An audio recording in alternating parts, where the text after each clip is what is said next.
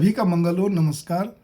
देखिए, मैं ये जो वीडियो बना रहा हूँ ये उन शिक्षित बेटियों के लिए बना रहा हूँ या जो शिक्षा ले रही हैं। मेरी बात पे गौर करिए। एक मेडिकल लाइन ऐसी है जो मेरी समझ में है, डॉक्टर जो बनते हैं या कोई वैज्ञानिक, ठीक है ना, उसमें भी कोई विशेष सब्जेक्ट से रिलेटेड हो, जिसके भी अगर इनमें अगर वो नहीं अगर कुछ जॉब करेंगे या उसमें नहीं कार्य करेंगी, कार्यरत रहेंगी, तो वो पढ़ाई लिखाई बिल्कुल एकदम ख़त्म है, बेकार है, ठीक है ना, पीछे हट जाएंगी। बाकी और कोई ऐसी शिक्षा नहीं है जिसमें कि चीज़ें पीछे हट सकते हैं, ठीक है। आप इस बात पे गौर कीजिए। थोड़े दिन फिर से उसमें जब हम शुरू करेंगे तो वापस हम वैसे के वैसे हो जाते हैं। लेकिन मैं यहाँ कहना क्या चाह रहा हूँ उस चीज़ पे गौर करिए। शिक्षा का अर्थ केवल और केवल कमाना नहीं है। शिक्षा, उच्च शिक्षा का अर्थ यह है बेटियों का कि उनको अपने गृहस्थ जीवन को संवारना है।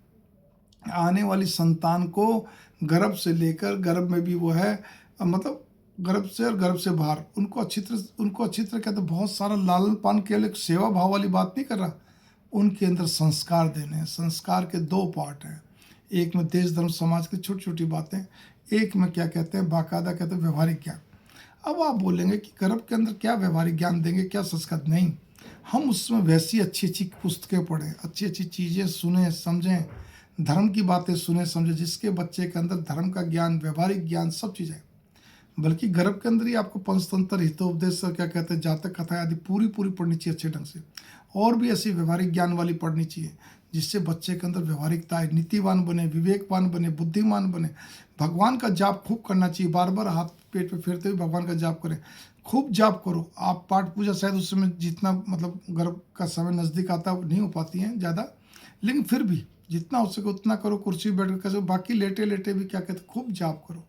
भगवान से बार बार वही कल्पना करो, मेरा बच्चा बहुत तेजस्वीवान, प्रज्ञावान, धर्मज्ञ, मतलब धर्म के प्रति पूरा लालन पालन करने वाला बच्चा पैदा हुआ, ठीक है ना, बच्चा पैदा होगा आपकी कृपा से, मतलब बार बार सब आपकी कृपा से, मतलब बार बार इस तरह बातें रखो। और कोई पारिवारिक बातों में रुचि ज़्यादा, मतलब उतना ही रुचि लो जितना आपको भी कोई काम करना सको। मैं और ना और बातों में नहीं करो ज़्यादा। ऐसी कोई भी चीज़ मत देखो, फिल्में या कोई भी चीज़ है जो हॉरर हो, लड़ाई वाली हो, वाइल्ड हो, कुछ मैं कहता केवल हंसाने के सिवाय बाकी मत देखिए, मत करिए। मैं फिर कहने जाऊँ, बाकी तो आप स्वयं समझदार हैं, लेकिन बार बार कह रहा हूँ, आपके पास बच्चा पैदा होने के बाद तो वैसे ही समय कम हो जाता है, लेकिन फिर भी ठीक है ना। और भी बहुत सारी, जब हम उसको मदर फीड करवा रहे हैं, अब कई बार माँ का नहीं भी उतरता तो बॉटल से करा रहे हैं, या एक समय बाद हम बॉटल से कर, तब भी उसमें भाव भगवान का ही जाप चलता रहना चाहिए।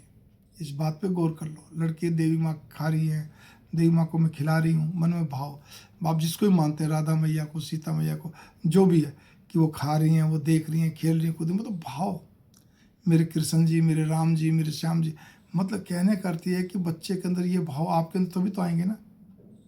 उस समय भी क्या कहते हैं, बच्चे छोटे, थोड़ा टाइम लगा कि वो चीज़ें सुनो जिससे कि आपके अंदर अच्छी चीज़ें आएँ, अच्छे व्यवहारिक ज्ञान है, सब कुछ है, ताकि आपके भाव बने। बच्चे थोड़े से समझदार हो जाए तो उनको वही, बल्कि बचपन से वो चीज़ें उनको खेलने के लिए दो, जैसे भगवान की टॉयज़ होते हैं, भगवान के कार्टून थोड़े थोड़े दिखा दिए बीच बीच में, ठीक है ना, या डायरेक्ट आजकल तो बहुत सारी बनती है, जिससे बच्चे के अंदर भाव वैसे बने। कुछ आपने जो घर में सोचा होगा, बहुत सारा क्या कहते हैं व्यवहारिक ज्ञान और बहुत सारी बातें, तो बच्चे के अंदर आएंगी आएंगी। इस बात पे भी गौर कर लीजिए। मैं आज यहाँ पे आपको ये चीज़ बता रहा हूँ बाकायदा। इसी प्रकार से गृहस्थ जीवन के अंदर आप ऊंची पढ़ाई वाले तो गृहस्थ को क्या कहते हैं, कैसे सजाना है, कैसे संवारना है, नई नई चीज़ें कैसे लेनी। और ये फिर जब मैं कहने जा रहा हूँ, जब आप शादी होकर सक्षम परिवार में गई हो, फिर ध्यान देना, मैं मिडिल फैमिली की बात नहीं कर रहा हूँ। आप अपर मिडिल फैमिली में गई हैं या पूरी तरह अपर फैमिली में गई हैं, मैं उनकी बात कर रहा हूँ, ठीक है ना। तो वहाँ पे आपको जरूर नहीं कमाना, पहले ही मैंने बोला ना आपको, मैंने आपको गृहस्थ जीवन में बहुत सारे, सबको खुश कैसे रखना है, कैसे नहीं रखना है, इनको नई नई, अरे एक औरत का कुकिंग से फुर्सत कम नहीं मिलती जल्दी से। अगर वो वास्तव में सोचे, चाहे उनके घर में शौक हो, चाहे शौक आप आई हो ना, आप नए नए शौक डेवलप करो, पैदा करो नए नए शौक। मैं तो फिर कहने जा रहा हूँ, आपको इतना आनंद आएगा जिसका कहा नहीं है। मम्मी आज ये बनाई, पापा जी आज ये बनाए, आप देखिए आज ये चाकी, दीदी आप ये देखो, भैया आप मतलब कुछ तो कुछ बनाए रखो, सारे दिन आपको फुर्सत नहीं मिलेगी।